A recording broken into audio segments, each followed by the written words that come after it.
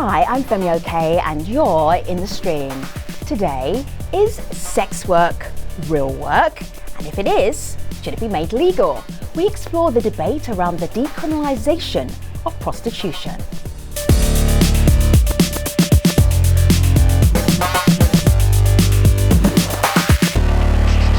Aziza, producer Malika Bilal is here looking out for your feedback.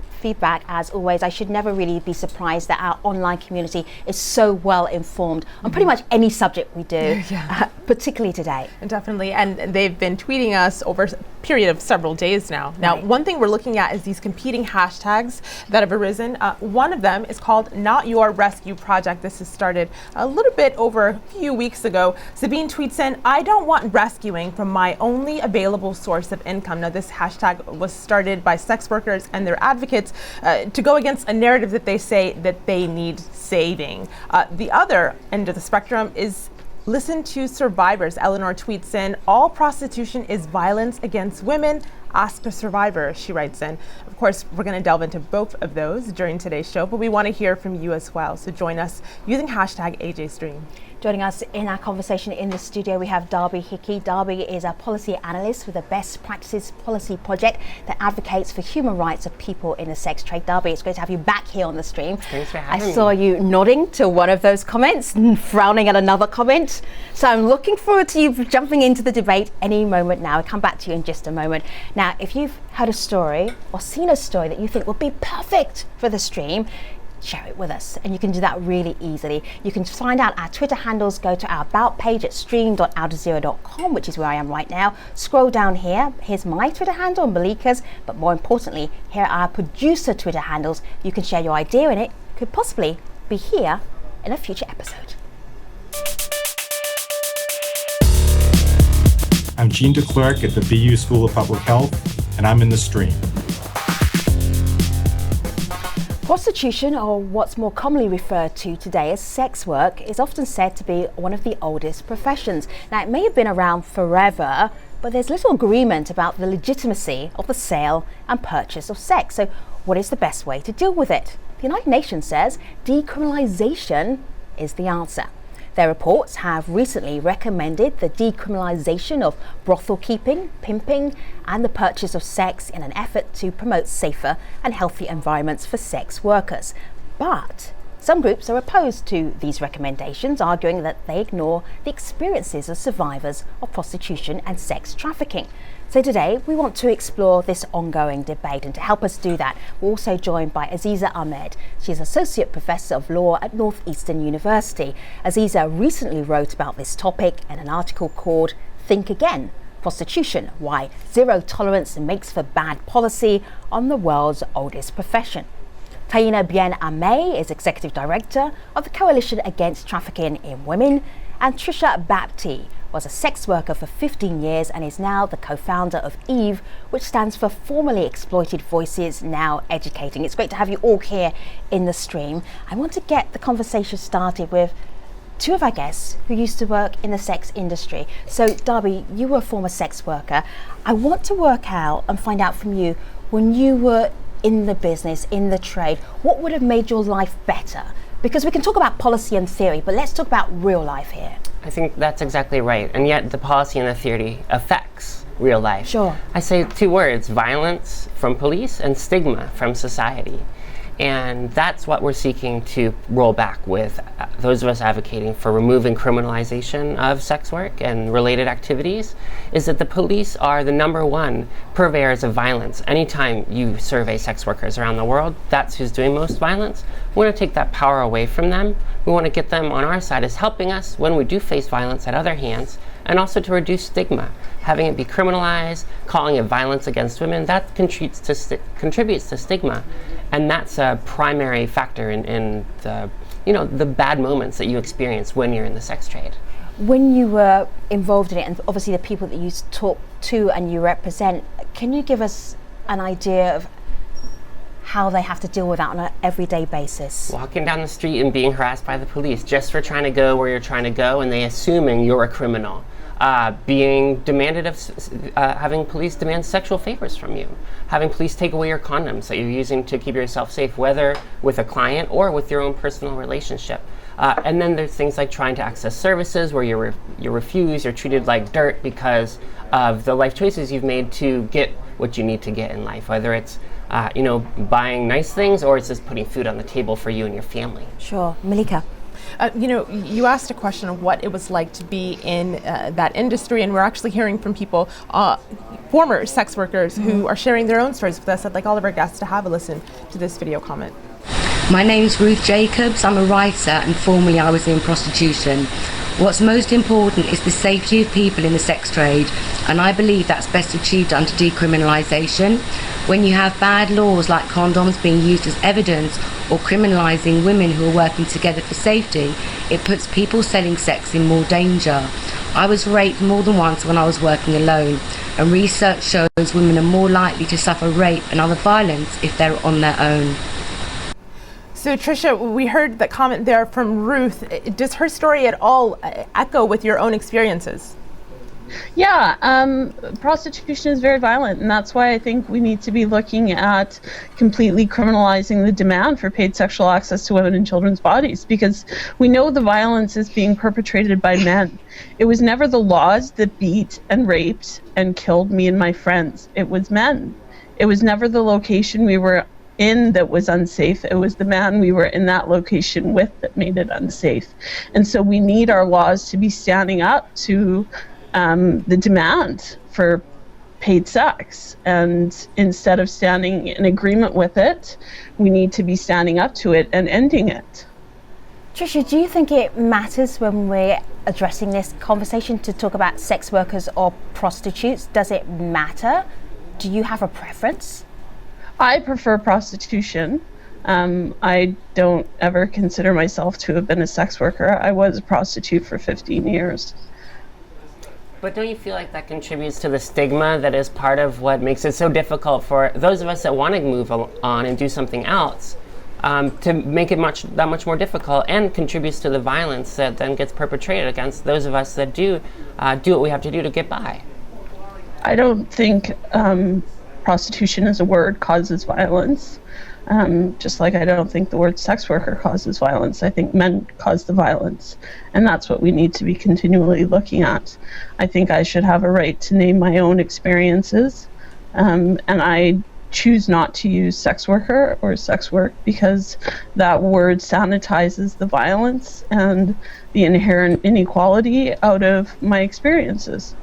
So there's a bigger issue here, not just about the semantics of how we address it, although Darby, I hear your point, and Trisha, I hear your point. It's interesting, you're both either a prostitute or a former sex worker, however you want to describe it. But let's talk about the bigger issue here and policy. So Taina, if we're looking at decriminalisation of prostitution, and we're not saying everything should be legal, but the laws should be changed so that prostitutes themselves or sex workers themselves are not seen as being criminals. Where's the issue with that? Is there a major problem with that point of view?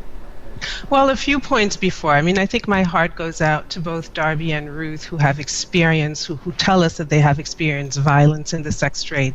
And a note about terminology is that sex work is a term that was invented by the sex industry, which is a multi-billion-dollar industry that preys on the most vulnerable. And it is used to sanitize, to eroticize violence and discrimination against women and children. So, and we also have to be careful, because we're talking to the public who may not be familiar with terms such as criminalizing or decriminalizing. What we mean by decriminalizing the sex trade, it means that we are looking at a market with supply and demand, right? So what we need to do is focus on the demand. Who are the actors? What are the elements that are contributing to this multi-billion-dollar industry? And that goes from the traffickers to the pimps to the procurers, all the way down to the buyers of sex. So what we are promoting is the Nordic model, which was initiated by Sweden and followed by Iceland and Norway, that looks at the effects of the sex trade as really gender-based violence and discrimination, and says... So Taina, I'm just going to stop you for a moment, because you go into terminology that obviously people who work either in advocacy or an idea of actually abolishing prostitution are very understand what the Nordic model is. For people who are not in this field, very briefly explain it. So basically what the Nordic is a set of laws that have identified the violence and degradation and objectification of primarily women and children in the sex trade, and even the men who are in the sex trade cater to men. So you're also looking at a gender inequality analysis that basically says that it is not illegal to sell sex, but that it is illegal to purchase sex. So they penalize the buyers of sex and provide opportunities for women in the sex trade to exit if they so choose, and to really pursue all the harm reduction elements that the other side is talking about. And of course, we abide by that. Yes, women are entitled to health care and human rights and dignity, but certainly not within the context of legitimate sex work, which does not exist. Taina, take a pause for a moment, because there's lots of people and elements who want to jump into the conversation. Malika? Well, Taina mentioned the Nordic model, and lots of people actually have comments on that. Some of them are from that area, and some are also from New Zealand, where we've seen something similar. I want to bring this tweet from Sassy, who writes in, "I don't understand the point of the Nordic model," she says. "Pimps will just find new ways to accommodate buyers' privacy." Now, Aziza, on the back of that, there's this tweet from Harlots, who writes in, "Criminalizing my clients reduces my earnings and forces me to work in ways that are not the safest ways." So what do you say to that argument? I think that's exactly right. I mean, I think we have to think about the fact that if you are criminalizing purchasing sex, you are essentially pushing the sex industry underground again.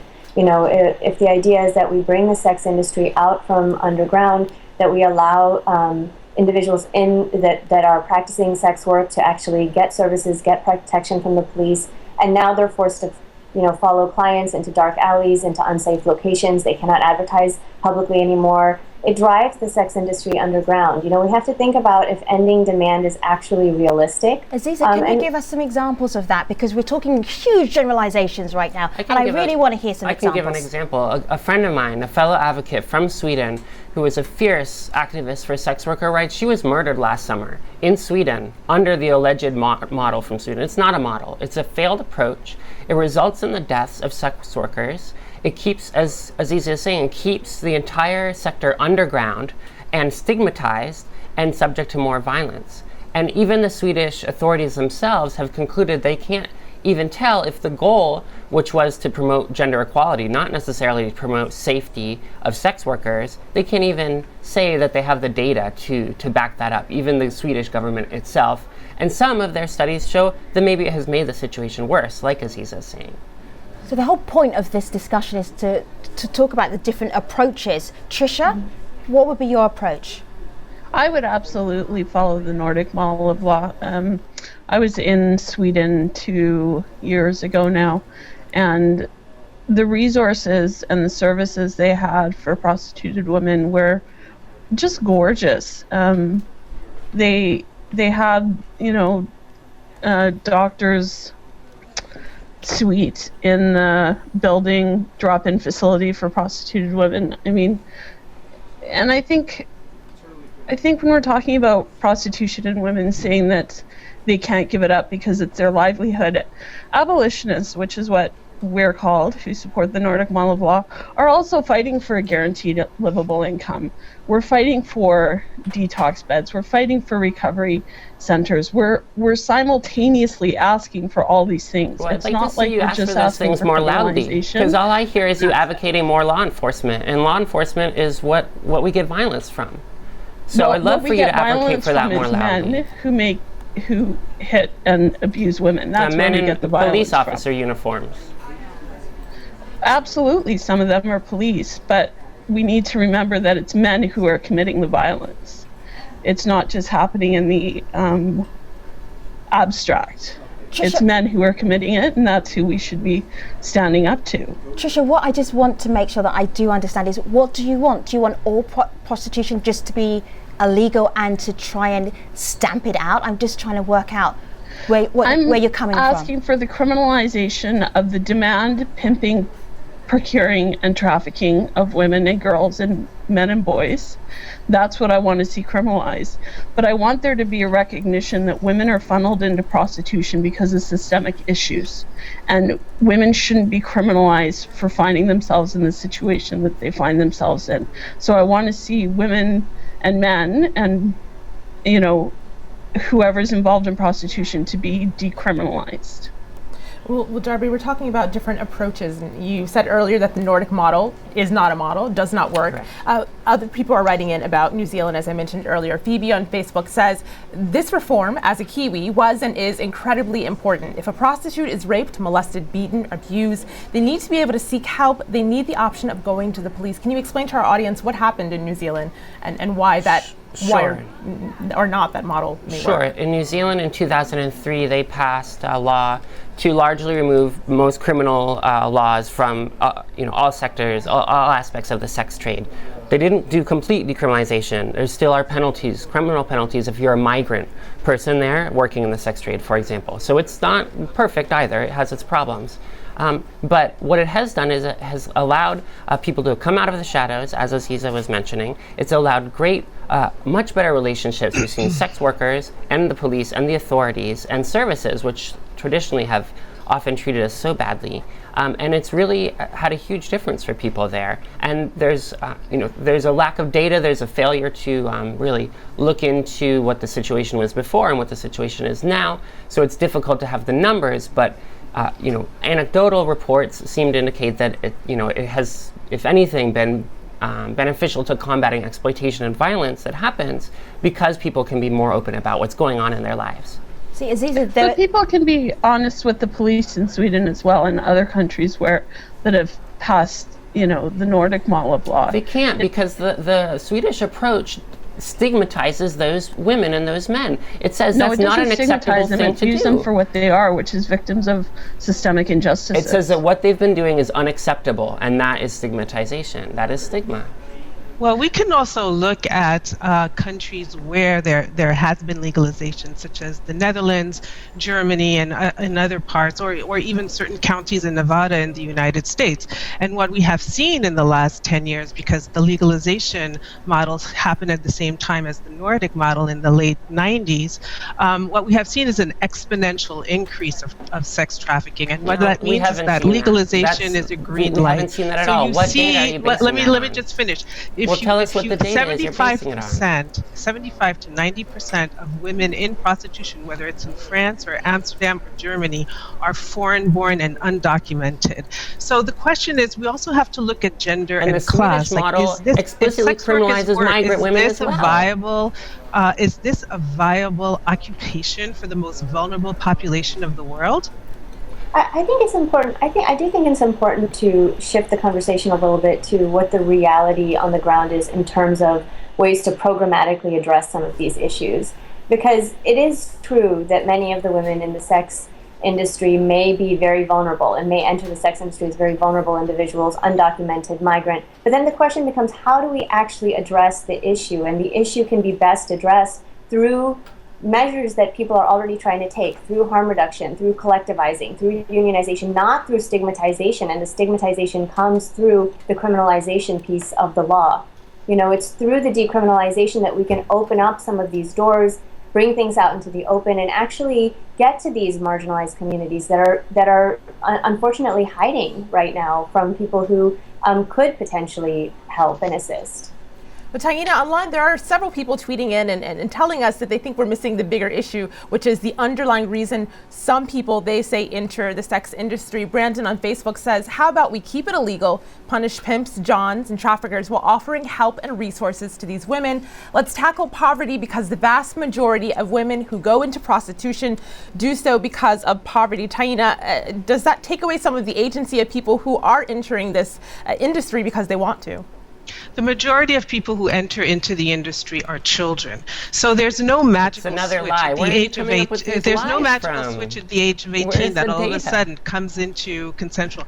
With all due respect, Darby, and I certainly don't know what your trajectory is, and we're not taking away the agency for the tiny percentage of women. Thanks for marginalizing me. I'm not representative, let right? us Is that we're going to say next? Wherever you are, in the United States, it's primarily African American women and Latina girls. else. It's the Aboriginal population in New Zealand and Canada. We're talking about the most disenfranchised, vulnerable, poor population, or children who may not be poor but come from sexual abuse. And this is the condemnation, that this is what we are offering them. So when you see people, you see institutions that are supposed to uphold human rights, like UN Women, who want this as a possibility of sex work, you just wonder. It's so Kafkaesque. Will UN Women never made those statements. Will UN Women then propose training in prostitution for vulnerable children? Don't be ridiculous. You're being completely ridiculous. No, I'm not right being now. ridiculous. Let's talk about how your laws that allegedly you want to criminalize the exploiters, they actually criminalize sex workers. If we work together in a house, in a flat, we get arrested for a brothel. If I'm 21 and I'm helping my 17-year-old friend on the street, we're both living on the street, guess who gets arrested as a pimp? The 21-year-old who's just trying to help their friend out. That's what these laws are doing. And that's what you seem to not want to recognize, is the law doesn't work exactly like you want it to work in this fairy tale land. The law has damaging consequences.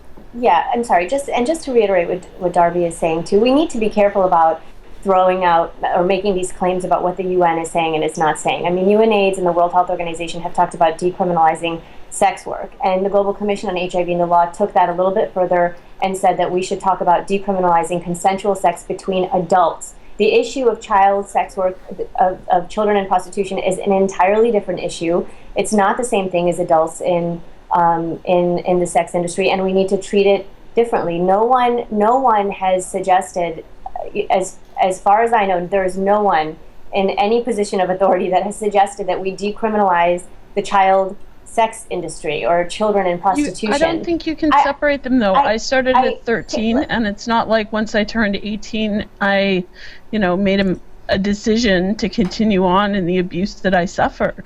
We know a large percentage of prostituted women begin as children, and I think we need to be taking that into account. We actually don't know that. With all due respect to your personal experience, there is no data to support that. And the buyers of sex make no difference between children and adults. Let me ask Trisha and then also Darby as well, because we started with you two, and rightly so, because you've both been former sex workers. What I wanted to check in with you was about this conversation, not this conversation that we're just having literally right now, but the conversation that's happening globally in many different communities that are trying to work with sex workers. What does this conversation do? Does it advance your point of view, or is it not helpful? Is it just talk? I'm actually really glad you asked that, Femi, because earlier when Malika mentioned the two hashtags, and they were positioned as online as opposing, but I actually think they go together. Because sex workers, those of us who started the Not Your Rescue Project hashtag, we also want to work with people like Trisha that had different experiences. We want all the voices at the table. And what we see is that people like Taina, who just basically said, my voice doesn't matter because I'm some tiny percentage. I never said we that, all need to be at the table. I Sex workers, people that consider themselves survivors. And I fully respect your we can do it I together. never said that. That's the most important part, I think, is that our voices are valued and included. You were getting a lot of response and support from the other guests. I'm just going to wrap up this part of the show. I'm going to take you all to the post show at stream.aljazeera.com, because I also want to hear particularly what Trisha has to say about the impact of this conversation for her and for other people like her who are now former sex workers, or she calls herself a former victim, really, from the industry. Malika, the conversation online is doing what? It's going crazy. Okay. Just one little tweet that I'll read. Latrice taking us into the post, so it says, make it safer for the people doing it, whether you agree with it or not, it's never going away. Exactly. All right, so that is the conversation so far. If you're watching on your TV, I recommend you head to your laptop, stream.aljazeera.com. Meanwhile, the next AJ stream, to prevent and prosecute rape. Does sexual consent need to be defined in law? We'll look at this debate. It's heating up right now in Sweden, but that's another conversation for another day. In the meantime, we'll see you online. Thanks for watching.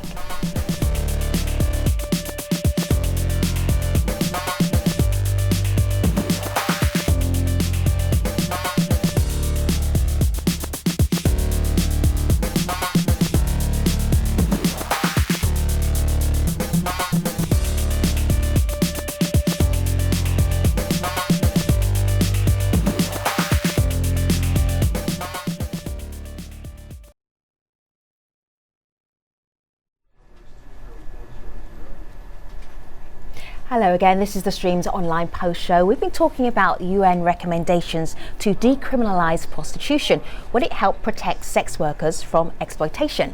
Our guests today, Darby Hickey, Aziza Ahmed, Taina Bien-Aimé and Trisha Baptie. So Trisha, I'm really curious about this conversation from your point of view. How helpful is it that people are actually talking about this?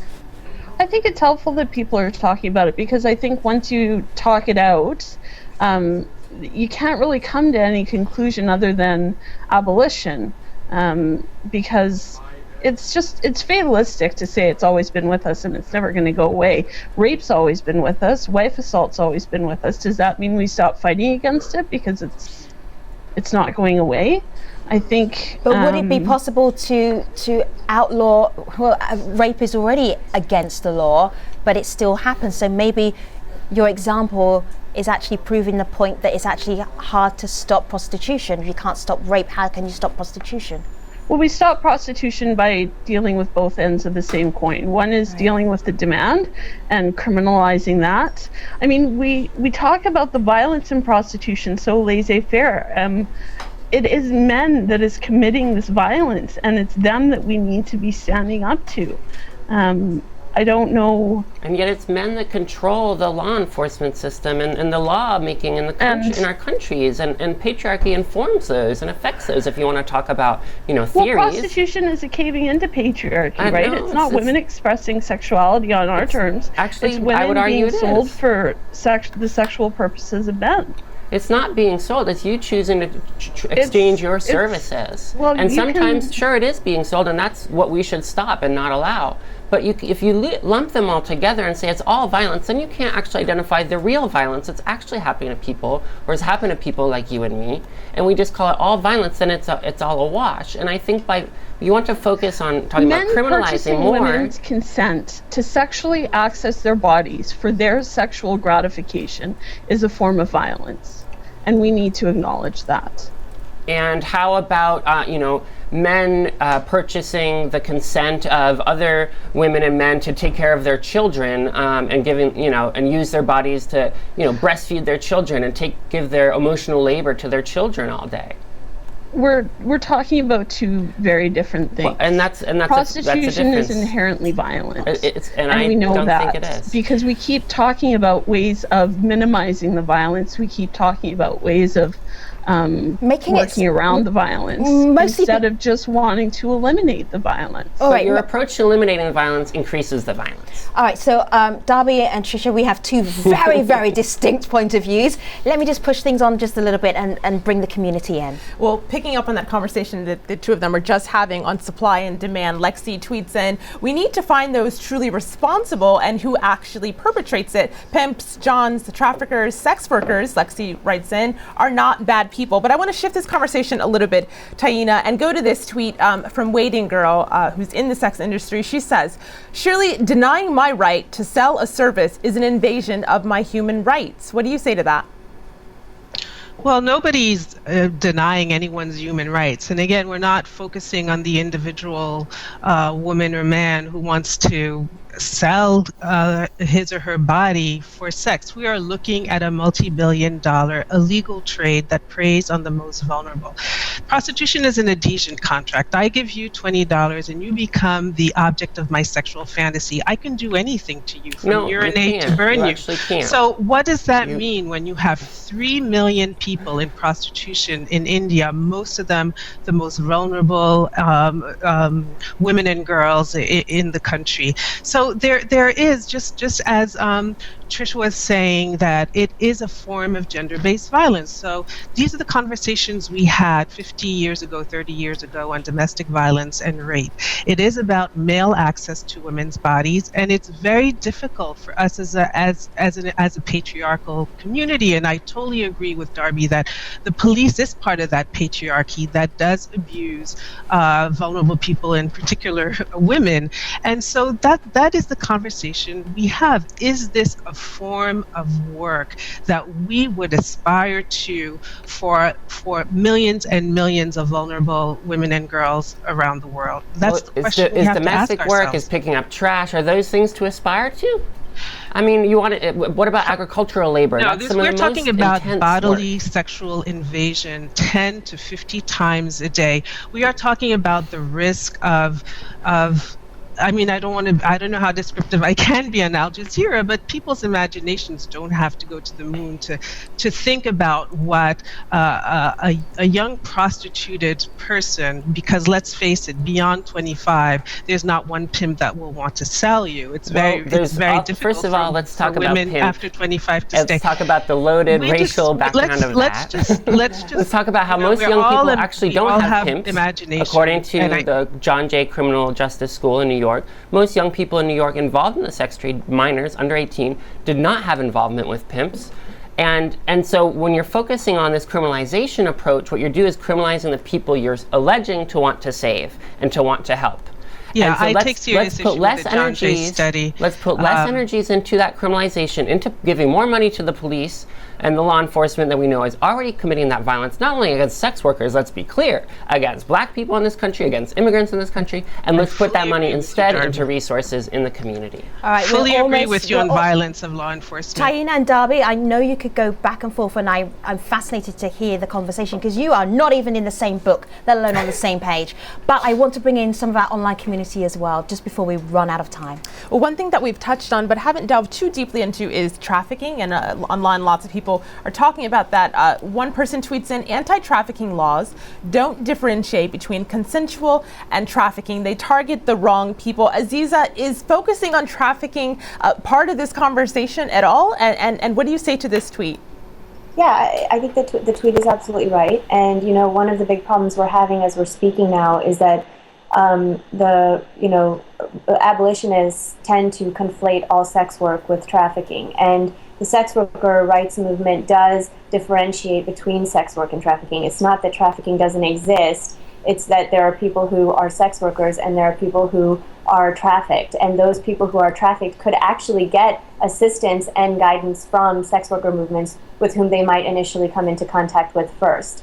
So, you know, we have to be clear about what we're saying and what we're talking about. And it's actually through the conflation that we see many of the problems that we see today. You know, the fact that handing out condoms or doing harm reduction work ends up being supporting trafficking efforts, because all sex work is trafficking, leads to the closure of important programs, leads to the closure of intervention services. It re-persecutes the people that abolitionists are supposedly trying to help. It literally makes no sense. You know, and Darby mentioned this earlier. She said, you know, we have this issue where people are getting persecuted, sex workers are getting persecuted under the pimping laws, under the brothel-keeping laws. It's not that suddenly, because of end demand, men are getting arrested. It's sex workers are getting arrested, again, under the laws that are now supposedly protecting them.